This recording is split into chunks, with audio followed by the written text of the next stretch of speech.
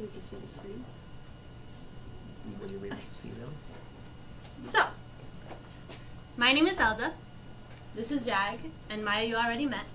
And we are part of Project Enable. Now, who here has heard of Project Enable before? All right. So basically, Project Enable it's a nationwide movement, but here what we're doing is we are customizing, 3D printing, and 3D printing and customizing prosthetic hands for amputees. Now, to us, it's really important because from what we've heard, there are about 1,500 amputees on campus alone. From what we've been told. Now, don't quote me on that. But that is our main goal, to create these prosthetic hands. As for our secondary goals, maybe more functional ones. No, I was still here.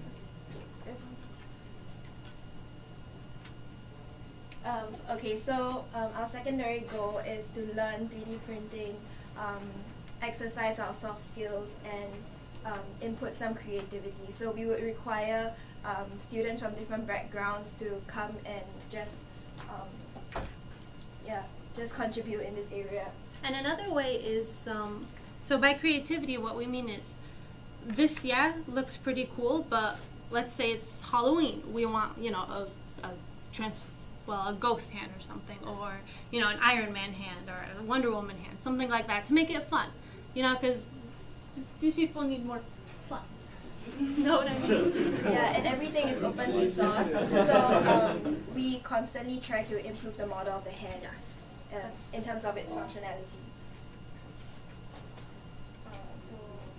So far we've done computer-aided design. We've touched part of it during our internship. We've also done 3D printing throughout the semester, assembly and distribution, which is putting the hand together. And right now, for summer, we are learning Arduino, which is a microcontroller. We're going to talk more about Arduino very soon. So yeah, this was last internship. Can you go two before that? One more? So what you see here is we started learning SolidWorks. Who's heard of SolidWorks? Awesome. So it's computer-aided design, which was used to make these hands. We want to ultimately be able to, either make our own or try to customize them in a way that's, unique to us. Then after SolidWorks, of course, comes 3D printing. No use for SolidWorks if you can't bring it to life.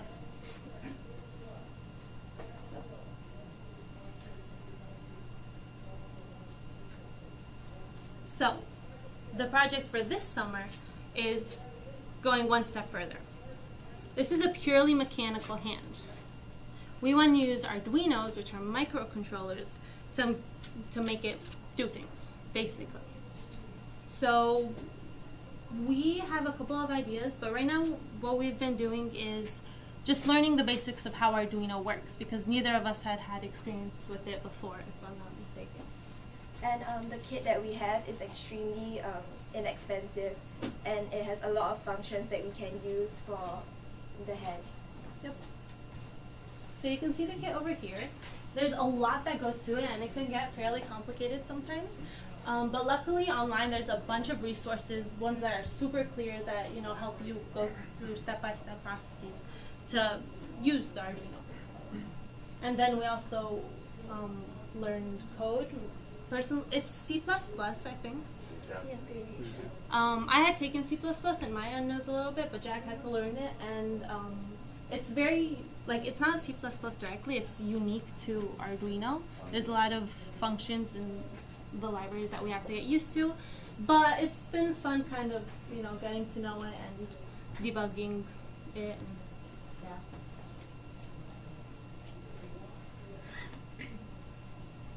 Okay, so how we familiarized ourselves with Arduino is through conducting mini projects. So for example, we have like a traffic light mini project. So we tried to make a traffic light using the kit, servo motors, and a piano mini project. So we used the buttons and then we created music through it. Wait, did you want to show the videos? I'll show another one. So this is our first attempt at a traffic, right? Oh no, this is a fail. This is a failed attempt at a traffic light, everybody. And I believe. And this is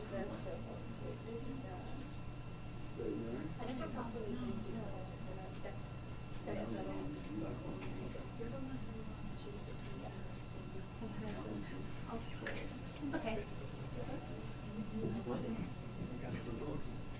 So yeah, there's a bunch of little things like these that we think would be very useful for the hand. You know, making something move, you know, twist or turn could be useful for the hand, because if this can only move this way, maybe there can be an attachment to, you know, I don't know, hold something else.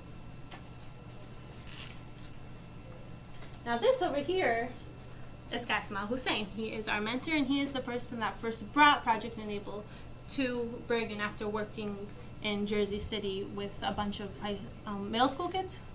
Thank you for the what? That was the best picture you could find. Yep. Yep. If you're more curious about his real feature, because you can see him standing right over there.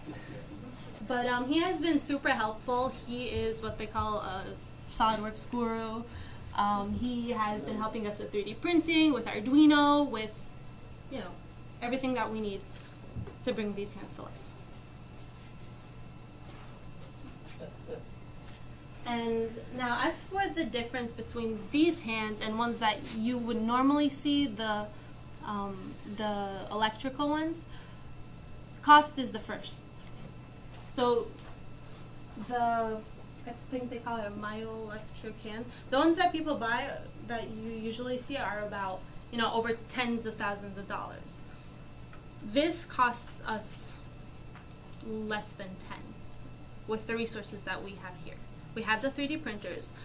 Everything else you need is strings, Velcro, foam, some screws. That's it. You know, and since we do have the resources, all it takes is just, you know, putting it together, and it's ready for use, as opposed to the super fancy, expensive ones that do not always do their job.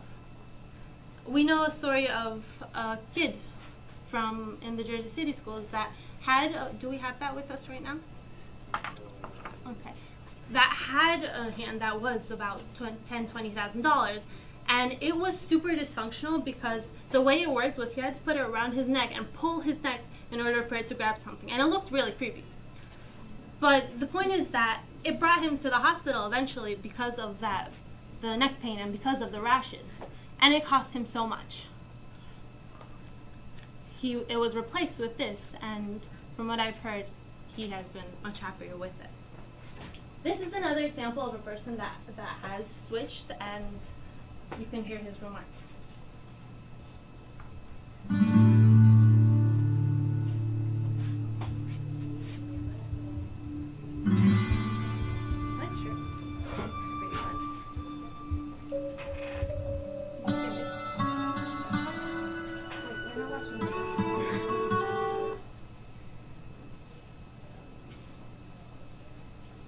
I'm a 3D universe. I recently had a great opportunity to work with and I'm here at Jeremy Simon's house, and he's making me not a robotic, but a 3D hand. Okay, so here we go. This is the cyborg beast. That's a fully mechanical design. And that's how it works. You just move your wrist. Now in your work, and has it been useful? Yeah, it's useful for carrying boxes, like the touching, because this one doesn't really grab. If I grab some of this, it'll just fold out. These are more, getting more grip and all that goes. So each design is geared towards the lifestyle of the person that we're working the hand for. Device for the 40s and That's funny because the fingers more out instead of curving. Okay, so then the fingers aren't actually having to carry the full weight of the box. Right, They're right. just kind of wrapping around Right, it. right. So it's not putting too much tension. Right. That's good. Okay. And then it just like when I bend my wrist, I get enough grip on the bottom of the So box. it's more like your palm is Right. holding it than the Right. fingers. Right. Okay. And this one just stays solid, whatever it is. It won't flex. It just up to there. That's it. Okay. And so what else have you been able to try with the 3D printed hand? For example, do you use it like while driving? Can you hold I the can steering do wheel? driving, so I grab on there, because this one, if I'm driving and I hit a bump or something, it might just go by itself, and I have to try to adjust my muscle in there. Mhm. It's a little important. But yeah, but that 3D, as soon as I got my wrist done, it just hold on, just hold on. Okay. I'll let go once I open my wrist, so. So this is printed in ABS plastic, very common 3D printing material. The shininess is because it's been treated with that acetone vapor to give it a nice surface finish.